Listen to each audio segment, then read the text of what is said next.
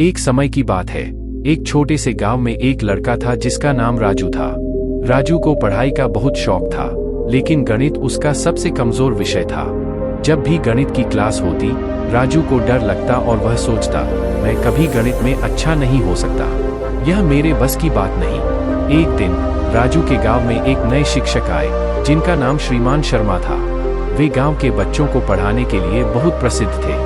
उन्होंने जब राजू को देखा कि वह गणित से दूर भागता है, तो उन्होंने उससे पूछा, तुम गणित से डरते क्यों हो राजू?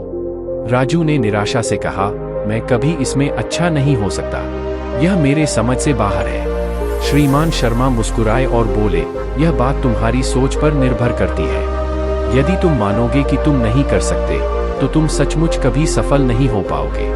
लेकिन अगर तुम अपनी सोच बदलो और कोशिश करते रहो, तो तुम जरूर सफल हो सकते हो।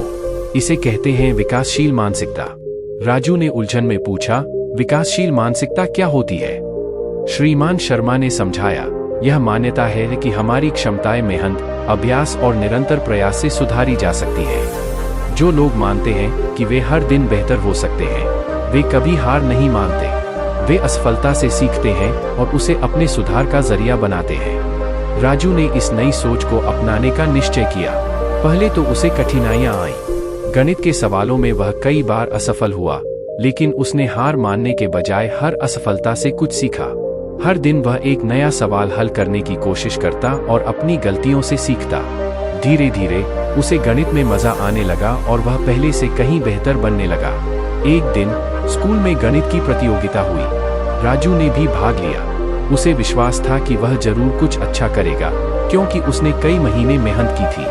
प्रतियोगिता के परिणाम आए और राजू को प्रथम स्थान प्राप्त हुआ।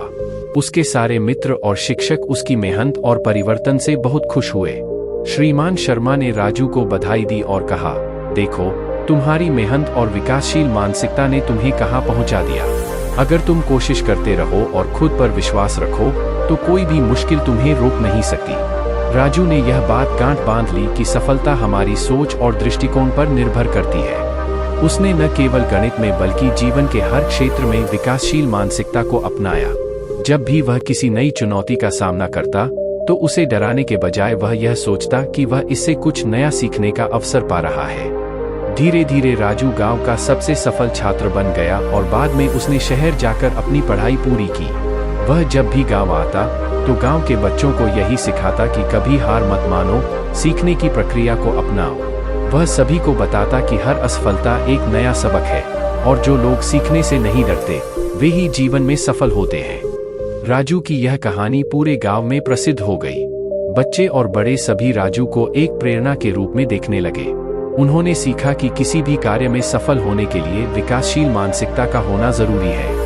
विकासशील मानसिकता हमें सिखाती है कि हमारी क्षमताएं तय नहीं होती।